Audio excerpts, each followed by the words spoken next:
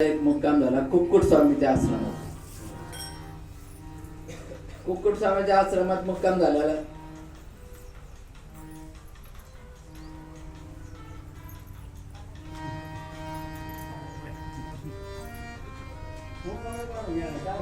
विठाला विठाला विठाला विठाला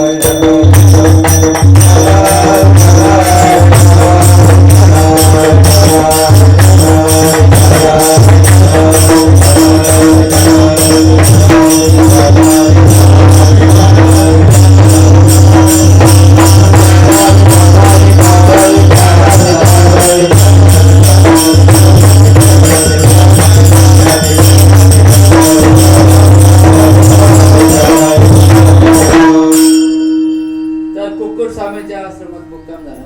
आणि मुक्काम झाल्यानंतर तो काय त्यांना खरं तिथं मुक्काम करायचा नव्हता, पण रस्त्यात दिवस मावळला, रात्र झाली, पुढे जाता येत नाही म्हणून त्यांनी नाविलाजाने ते मुक्काम केला.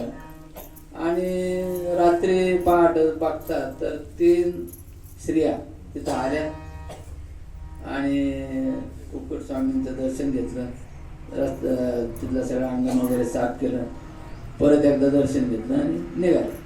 तर परत दर्शन घेऊन निघाल्यानंतर आणि दर्शन घ्यायच्या आधी तर त्यांचं परिस्थिती, चेहरा, शारीरिक मालिन्य वगैरे विचार घेता जाताना एकदम दैदिप्यमान होऊन गेल्या. आणि आता आल्या त्यावेळी मात्र एकदम मलिन असं, म्हणजे बघवत नव्हते कपडे वगैरे, असं परिस्थितीने पाहिली. ते पुंडलिकाने विचारलं, तुम्ही कोण? ते म्हणे, अरे पापा, तू कशाला आम्हाला विचारतो? तुझ्यासारखे पापी आमच्याकडं स्नान करतात आणि त्यामुळं आम्हाला मालिन्य येतं आणि मग आम्ही अशा ऋषीमुनीकडे येतो आणि त्यांचं दर्शनाने आम्ही पुनीत होतो. त्यांच्या पादस्पर्शाने आम्हाला परत तीर्थत्व येतं. आम्ही तीर्थ आहोत, गंगा, यमुना, सरस्वती असे आम्ही 3 जण आहोत. हे पाहिल्यानंतर मग त्याच्या डोक्यात प्रकाश पडला. तिकडं संत रोहिदास आईवडील सेवा करताय आणि हे यांचं पावित्र्य म्हणजे गोदावरी, आपल्या गंगा माता, यमुना माता, सरस्वती माता पवित्र होत आहे यांच्या पादस्पर्शाने. आणि मग ते कुक्कुट स्वामीला विचारायला लागले की तुमचं एवढं सामर्थ्य कसं? मग त्यांनी सांगितलं, बाबा मी पण आईवडिलांची सेवा करतो. हे आईवडिलांच्या सेवेमुळं अशा प्रकारचं सामर्थ्य माझ्यात आलेलं आहे. असे 2 प्रसंग त्यांच्या जीवनात घडल्यानंतर त्यांनी आईवडिलांची सेवा चालू केली. आईवडिलांची सेवा चालू केल्यानंतर आपल्याला सगळ्यांना विदित आहे की श्रीकृष्ण भगवान पंढरपुरात आले. विठ्ठल रूपाने त्या कमरे ठेवलेले नव्हते, विठ्ठल कृष्ण रूपाने आले आणि त्यांची ती सेवा पाहून प्रसन्न झाले आणि पुंडलिकाला भेटू म्हणून आले. तर त्याने अजून भेट दिलेली नाही. तो म्हणे, मी आईवडिलांच्या सेवेत आहे, ती सेवा संपल्यानंतर मी तुला भेटेन. मग तोपर्यंत काय करू? तोपर्यंत उभा राहा. मग पाठीमागे वीट फेकली, तो विटेवर उभा आहे. मग आता भेटल्यानंतर काय होईल? भेटल्यानंतर भगवंत संतुष्ट होऊन निघून जाईल, म्हणून तू भेटू द्यायला तयार नाही. मग भगवंत म्हणाले, मी करू काय? तू जोपर्यंत भेट देत नाही तोपर्यंत करू काय? मग पुंडलिकादिदलावर करुणा कर विठ्ठल.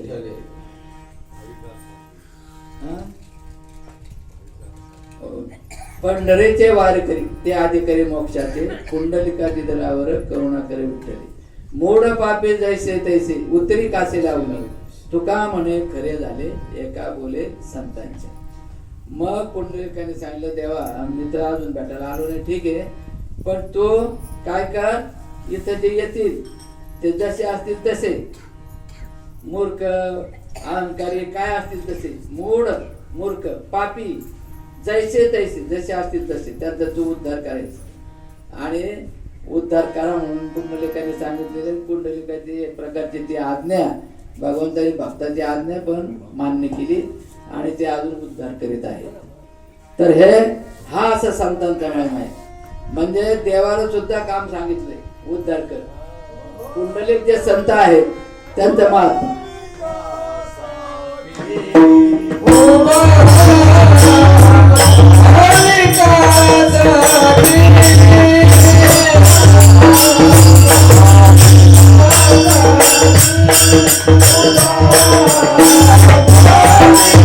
Oh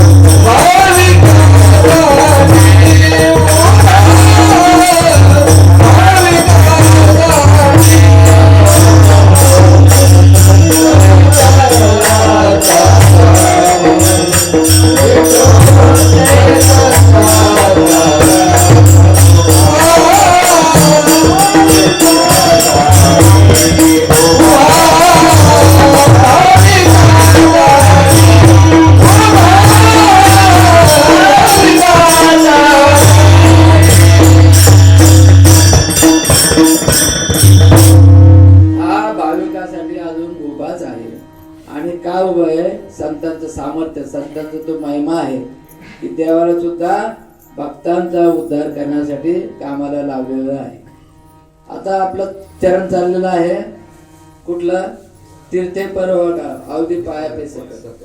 आणि जे आई वडिलांचे भक्त आहेत त्यांच्या पायाच्या पुण्याने, पायाच्या स्पर्शाने तीर्थ प्रवीण तीर्थ पवित्र होतात. तीर्थे पूर्वांती तीर्थाने, तीर्थाला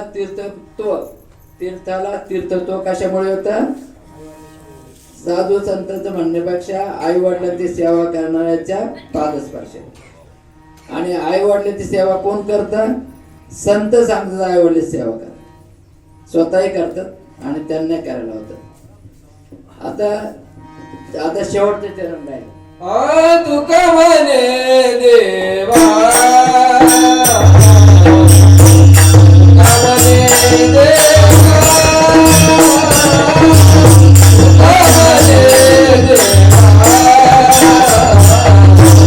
तुका म्हणे देवा, तुका म्हणे देवा, तुका म्हणे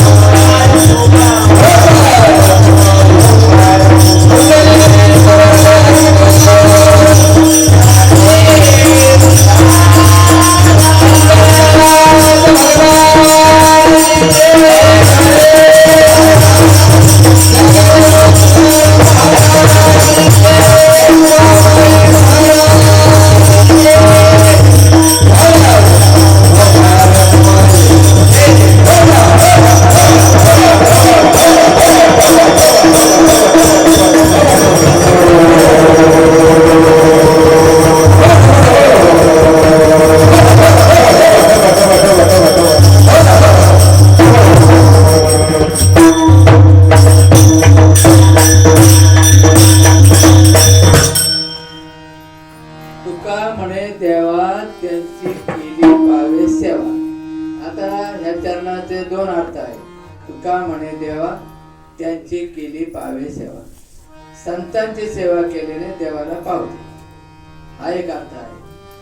तर संतांची सेवा केलेली देवाला पावते, त्याचं उदाहरण मी तुम्हाला सांगतो. आणि दुसरा अर्थ आहे की देवाची सेवा केली तर संताला पावते, संतांची सेवा केली तर देवाला पावते, असं दोन्ही पण आहे. तर आता आपण हे बघू. संतांची सेवा देवाची सेवा केल्याने संतांना पावते आणि संतांची सेवा केल्याने देवाला पावते. तर आता आपण असं बघूया की देवाची सेवा कशी, संतांची सेवा केल्याने ते देवाला कशी मिळते ते उदाहरण पाहू. कोणतं? संतांची सेवा केल्याने देवाला कशी पावते. तर एक वारकरी होता आणि पंढरपूरच्या वारीतून निघाला.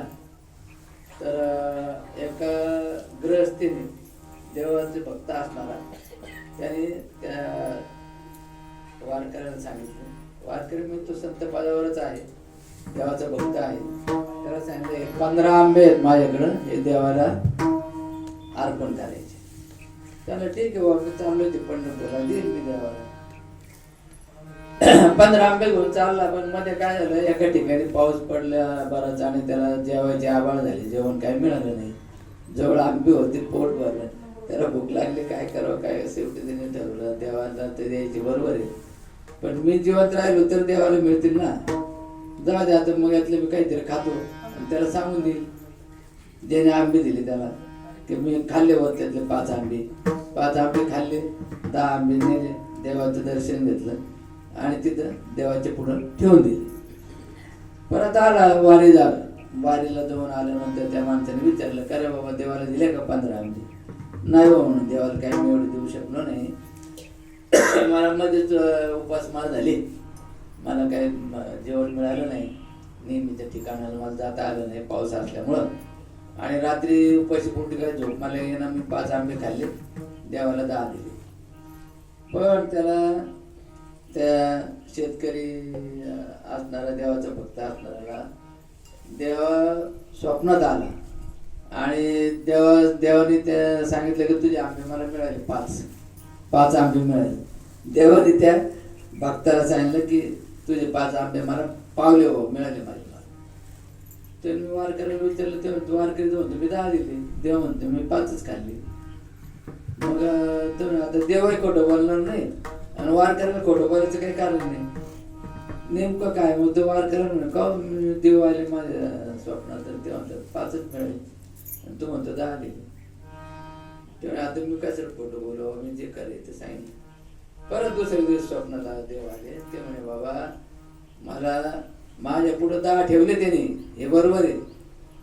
ते माझ्या पुढं 10 ठेवलेले ते पुजारीने घेतले आणि त्यानेच खाल्ले, ते मला मिळालेच नाही. पण वारकऱ्याने खाल्लेले 5 तो नामधारक असल्यामुळं ते जे जे काही करावं ते मला प्राप्त होत असतं, कारण तो नामात असतो. नामात असल्याने, नाम घेत असल्याने, जेवल्यामुळं खाल्ल्यामुळं ते मला प्राप्त झालेलं आहे. म्हणजे अशा प्रकारे ती सेवा झाली त्या माणसाकडून. देवाची सेवा ज्यावेळी संतांची सेवा झाली, ती संतांची सेवा अशी देवाला पोहोचली.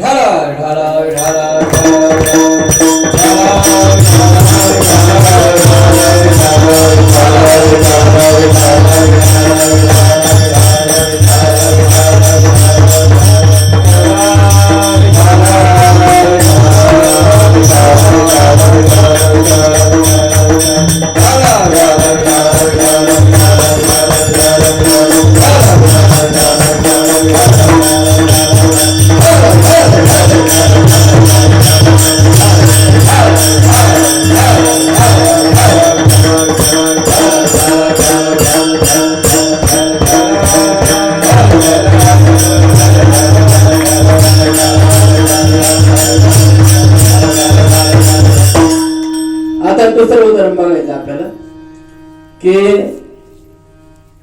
देवाची सेवा केल्यावर संताला पोहोचणे, संतांची सेवा केल्यावर देवाला पोहोचणे. तर आता दुसरं उदाहरण असं आहे की देवाची सेवा संताला पोहोचणे, आणि परत असं आहे की देवच संतांची सेवा करतो, देव संतांची सेवा करतो. मग आता त्याचं उदाहरण म्हणजे प्रसिद्ध उदाहरण संत एकनाथ महाराजांचं आहे. आणि देव संतांची सेवा का करतो, तर तिथं त्याला एवढं सुख मिळतं, एवढं सुख मिळतं की तो त्या संतांच्याच घरी राहतो. या सुखा कारणे देव वेळावला वैकुंठ सोडून संत सजने राहिले. धन्य धन्य संतांचे सदन जेथे लक्ष्मी सहित शोभे नारायण. पुढं तिसरा चरण. सुखा कारणे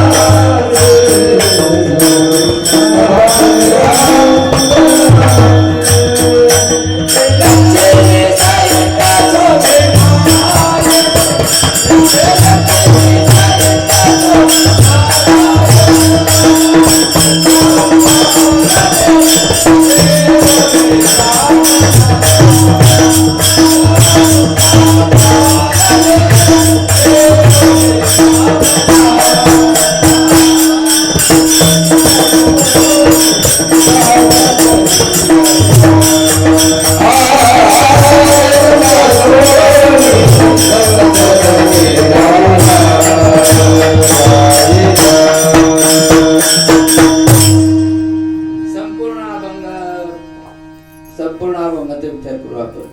या सुखा कारणे देव वेडावला वैकुंठ सोडून संत सदैव राहिला. धन्य धन्य संतांचे सजन जे ते लक्ष्मी सहित शेवटी नारायण. तिसरं चरण आहे